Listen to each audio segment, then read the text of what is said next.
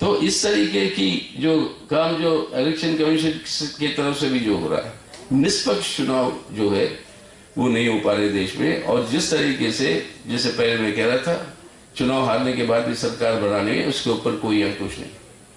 और ईडी और सीबीआई के बारे में बोलने की जरूरत नहीं है, आप सबको पता ही है किस तरीके से उसका दुरुपयोग हो रहा है और होता रहेगा कि विपक्ष को खत्म करने के लिए, यानी विपक्ष मुक्त भारत की कोशिश है। और तभी जो है ये फांसीवादी हिंदुत्व राष्ट्र का सामना हो सकता है।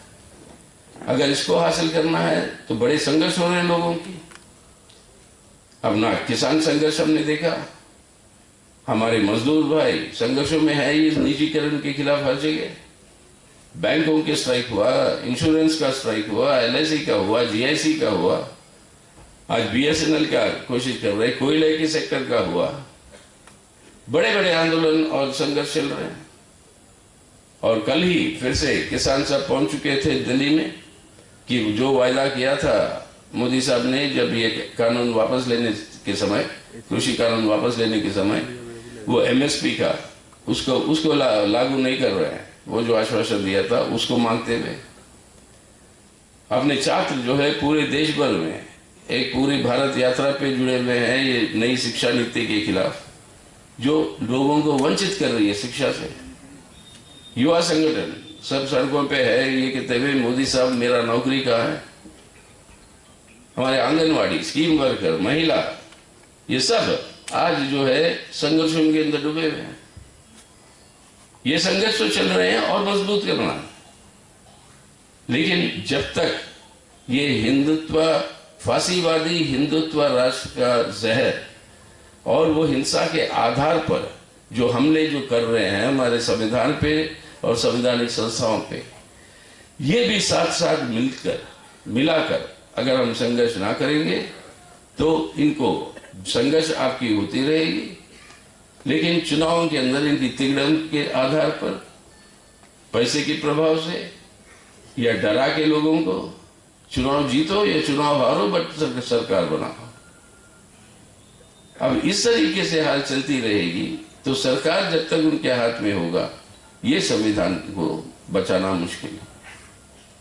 अगर उनको इससे हटाना है तो उनके लिए उनका कोशिश क्या है, लोगों तक सच्चाई ना पहुंचे, इसलिए मीडिया पे कब्जा।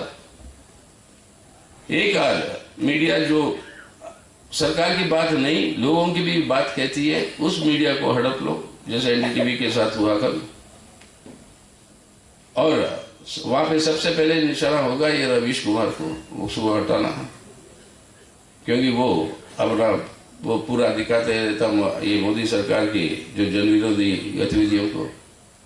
तो मीडिया पे कब्जा, शिक्षा पे कब्जा, लोगों की चेतना पे कब्जा और आर्थिक सवालों पे संघर्ष करते रहिए आप। लेकिन जब तक इस चेतना को नहीं बदलोगे लोगों के अंदर, ये जहर भरी हुई अल्पसंख्यकों के खिलाफ नफरत वाली चेतना, तब तक ये भी इसके खिलाफ भी संघर्ष इन आर्थिक संघर्षों के साथ नहीं जुड़ेगी, तब तक जो है इस भारत के संविधान को और अपनी संवैधानिक व्यवस्था को हम बचा नहीं पाएंगे। अगर ये काम करना है तो आज अपने को, अपनी पार्टी को, खास तौर से मार्क्सवादी कम्युनिस्ट पार्टी को और मजबूत करने की जरूरत है। और ये बात वो समझते हैं हमारे राजनीतिक दुश्मन। त्रिपुरा में जब बीजेपी ने इलेक्शन जीता, ये बात पहले भी बताया था मैं आपको, लेकिन आपके चेतना में इसको ढुकाना चाहिए सही ढंग से। त्रिपुरा में जब उनके हम अपनी सरकार हारी और उनकी सरकार बनी, एक बहुत बड़ी जश्न मनाए थे दिल्ली में बीजेपी।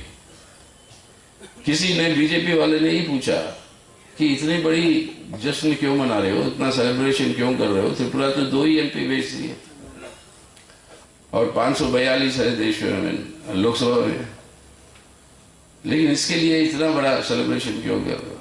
तो जवाब क्या था, बेशक 2 ही एमपी भेजे, लेकिन मार्क्सवादी कम्युनिस्ट पार्टी को राजनीतिक दृष्टिकोण से हराना जो है वो हमारी बहुत बड़ी उपलब्धि है, कामयाबी है, क्योंकि वही है जो सिद्धांतिक तौर पर, संगठनात्मक तौर पर हिम्मत के साथ इस सांप्रदायिक ध्रुवीकरण को और ये फांसीवादी योजना का सामना जो कर सकता है, वो मुख्य ताकत जो है वो है आपके सीपीआईएम और कम्युनिस्ट और वामपंथी तत्व।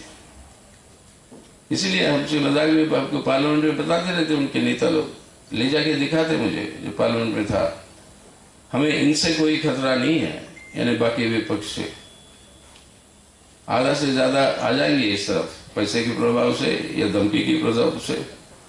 अब वो हो रहा है और बोलते हैं अपनी छोटी सी जो बेंच है उसको दिखा के बोलते हैं खतरा यहां से है, ना तुम लोगों को हम खरीद सकते हैं, ना तुम लोगों को धमकी से झुकते हो तुम, और अपने सिद्धांत पे तुम डटे हुए हो। और उसीलिए वो अपना दुश्मन पहचानता है, उनका दुश्मन कौन।